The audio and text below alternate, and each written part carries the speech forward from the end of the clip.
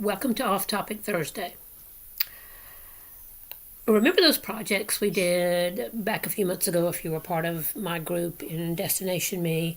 We did the mind mapping, we did the focus notebook. Some of you found that you'd already actually used mind mapping before, but you found doing our project that it was a useful tool to do all kinds of other things.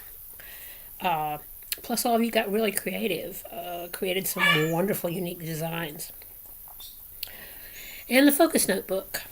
I talked about the hows and the whys. I gave you a skeleton to create it. We even used mind mapping to create that focus notebook. Now, how many of you actually continued to use the focus notebook? Be honest. No worries. The real point of the whole project was the mind mapping and everything that led up to it. The whole point of it was to get you thinking.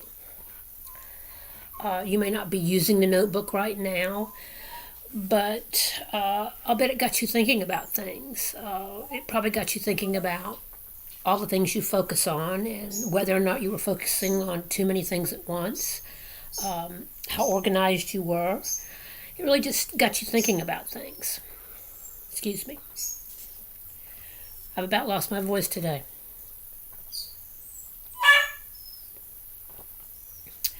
The new cascara latte. Something interesting. It's pretty good. Figured I'd give it a shot. I had a freebie. Anyway,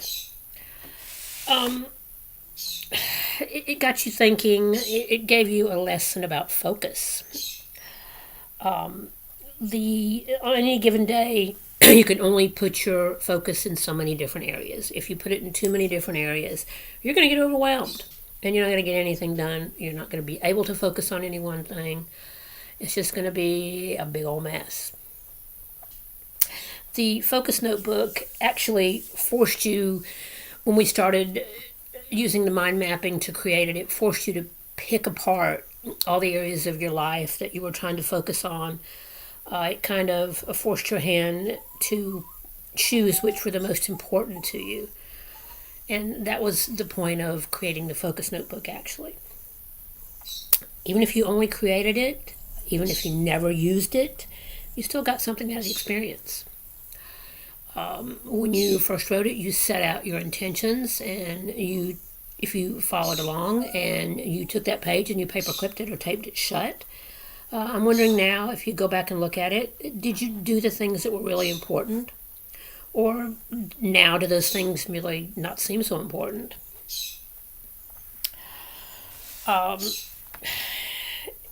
It may have taken some time for you to realize, but maybe you have come to the realization, maybe not till now, that you were trying to focus on way too many things, trying to get too much done. Nothing wrong with being productive, but when you try to spread yourself way too thin, the results, they're not really good. You don't really have the quality. You don't have the quality in the things that you focus on.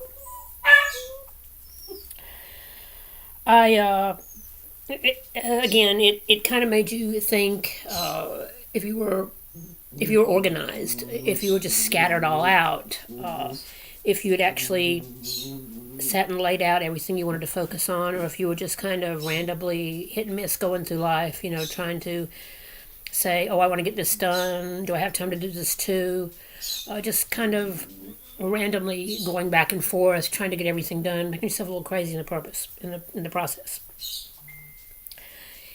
If you created the focus notebook, if you actually went through all the steps, if you followed the guidelines, well, maybe not all the guidelines. I know some of you were a little rebellious and did the pictures, but that's okay. That was just one of those things that I threw in there just to get you thinking again. You still took away information, though. You still took away things that were important. And yes, I have notes. I like to try to stay on topic, even if it is Off Topic Thursday. And now, we come to the project that is dear to me, the Work Along with Your Heart's Desire. As quite a few of you probably know, I tried to initiate this project back when I was starting the actual mind mapping, but something kept going wrong. Even that first video, my neighbor decided to cut their grass. It sounded like I was trying to read next to a mountain lion. I mean, the universe just kicked in and said, no, not now. This is not the time to do this. Don't do this work along now. Wait. All right, we bumped up another month, and I still ran into more obstacles. And it was like, shoot, I'm just going to skip December. I'm not going to worry about it. I'll go back to it. So I started thinking, those things that we did in mind mapping, the whole thing we did with the focus notebook, all those things were kind of steps that were sort of leading up to this Your Heart's Desire project, things that will be useful.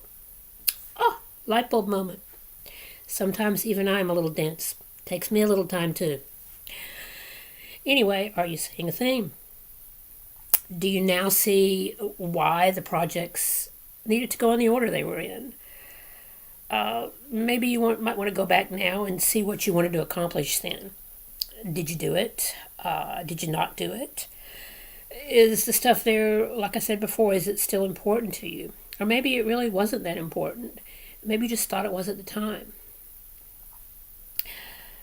Maybe you need to go back now and switch it up a little bit when we're on this journey with Your Heart's Desire. And really pick things apart again and see what's missing in your life, what you really, really want to focus on, what's really important. Sometimes we think things are important and they may seem important at the time, but a week later they really don't seem so important anymore. So now, to go back, to recap.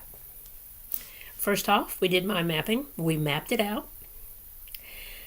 Second, we made a focus notebook. We chose our focus. And now, with Your Heart's Desire, we're going to go back. We're going to map it out again. We're going to choose our focus again. We're going to be a little pickier this time when we choose our focus. We're going to be really picky and work through the exercises in the book and really choose something that's really dear to our hearts, something that we really, really want in our life. And now I guess it's, kind of time to get busy. Anyway, when we move on into this Your Heart's Desire project, you're going to find out some things about yourself that you may not really like, things that might irritate you, but keep going. You learn from your mistakes. You learn things about yourself. Sometimes you learn hard truths when you start digging, even if you don't want to hear them. But you think about it, and they're true. And once you own those things, you can go about fixing them, or altering them, or just realizing that they're there. If they become obstacles, you know that they're there. Anyway, this adventure, if you do choose to go into it, if you're already involved in it and keep with it, you need to go into it again with an open mind. You need to embrace it with your whole being. You need to push yourself. It's going to push you to learn new things, new ways of doing things, new ways of thinking about things. It's going to be fun, but it's not going to be easy. It's going to get really frustrating at times. But if you keep going, if you do the work, if you're really, really honest with yourself, you're going to get a wonderful result. You're gonna find a lot of things about yourself, and I think in the end, you really, really will have success. What you think is your heart's desire, in the end result, it may be just that. It may be something a little different. It's kind of funny how the universe works sometimes. It gives you what you need sometimes if you work for that. Anyway, something to remember. This has been Off Topic Thursday, even if it was a little on topic for our projects. I hope you've had a beautiful day today. I got in my walking today. Haven't been to the gym in a long time. Wasn't there but 30 minutes, about 1.5 miles. It kicked my butt. It's going to be a rough month ahead, but I'm going to keep putting one foot in front of the other, and I'm going to keep going, just like I'd love for you to do on this project. Please join me with your heart's desire. It's going to be a lot of fun. It's a wonderful adventure. And anyway, I want you to have a beautiful day, and I'll see you next time. Later.